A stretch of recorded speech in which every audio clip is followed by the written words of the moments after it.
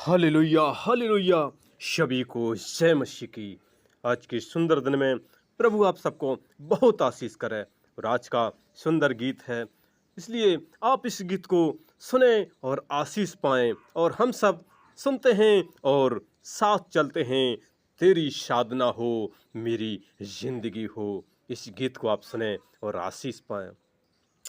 तेरी साधना हो, मेरी जिंदगी हो, रजा हो जो तेरी, वो मेरी खुशी हो।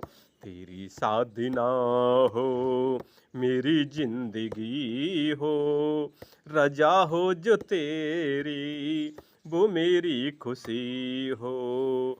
मुझे हर कदम पे हो तेरा सहारा, मेरी हर नजर में हो तेरा नजारा।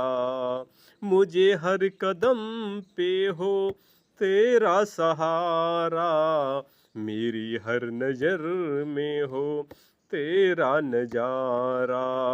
मेरे दिल में हर दम तेरी लौ लगी हो, मेरे दिल में हर दम तेरी लौ लगी हो।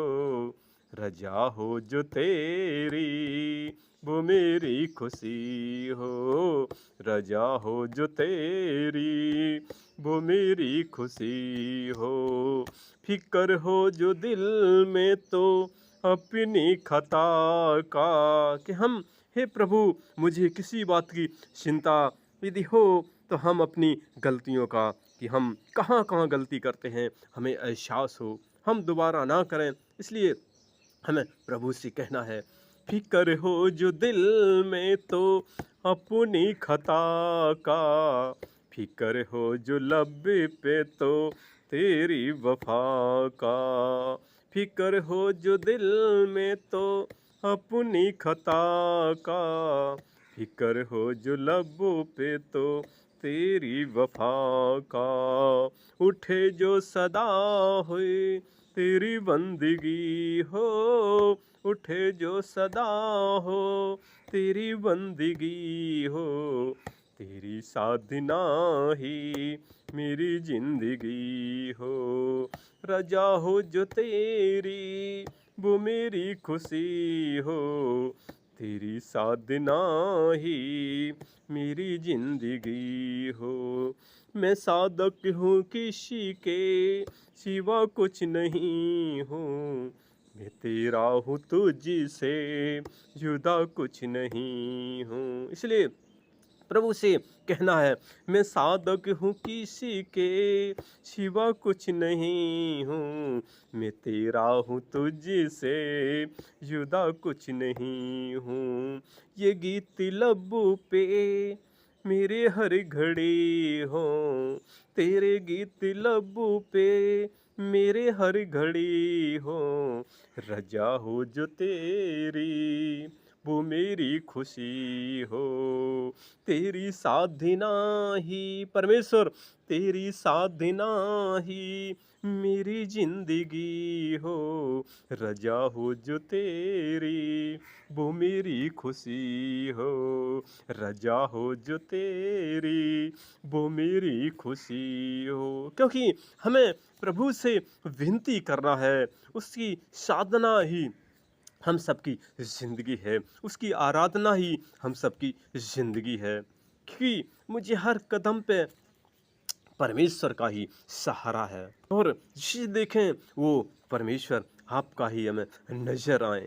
प्यारी परमेश्वर, हरदम मेरे दिल में सिर्फ आपकी लौ लगी हो, आपकी लगन लगी हो। क्योंकि हम सब संसार में हैं, इसलिए हमें परमेश्वर आपकी ओर ही हमें देखते रहना है, आपकी ओर ही निहारते रहना है, कि आप ही जिंदगी को बनाते हैं। आपकी ओर ही हमें अपने आप को देखते रहना है। क्योंकि जब हम आपकी ओर देखते रहेंगे तभी हम चल पाएंगे। क्योंकि हम लोग जब देखते हैं, खासकर उस बाइबल में जो नई नियम मत्ती खासकर 14 अध्याय के हम लोग जब 29 में देखते हैं, वहाँ जो परमेश्वर का यीशु मसीह का भक्त है पतरस है, और पतरस जानते थे कि यीशु मसीह ने बड़े बड़े चमत्कार किए थे। अंधों को आंखें दी, लंगड़ों को चलाया, गूंगों को बोली दी, मुर्दों को जीवित किया। और पतरस साथ साथ रहते थे, क्योंकि एक बार पतरस और उनके चेले समंदर में जा रहे थे, झील में जा रहे थे रात में, और वहाँ आंधी तूफान आया और वो डरने लगे। लेकिन यीशु मसीह जानते थे मेरे भक्तों को दुख है। तुरंत प्रभु वहाँ पानी पर चलकर पहुँचे। और जब पतरस ने देखा कि हाँ ये तो प्रभु हैं, और पतरस कहने लगे प्रभु यीशु मसीह से कि प्रभु हम भी चलना चाहते हैं पानी पर। तो प्रभु ने कहा ठीक है, तुम नाव से उतर। और वो बीच झील में थे, और जैसे उसने पैर रखा पानी पर और वो चलने लगा।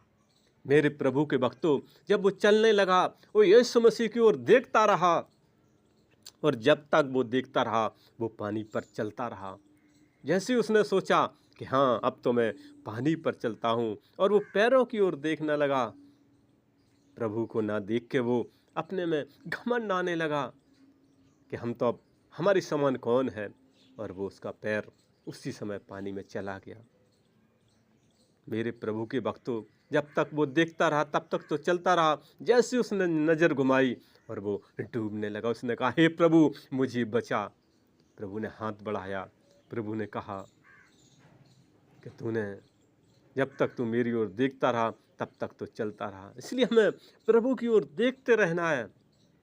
जैसे हम प्रभु से नज़र हटाएंगे, हमारी गाड़ी भी गड्ढे में चली जाएगी, हमारा जीवन भी सत्यानाश हो जाएगा, हमारा जीवन भी विनाश की ओर चला जाएगा, हमारा जीवन भी उस नरक की ओर चला जाएगा।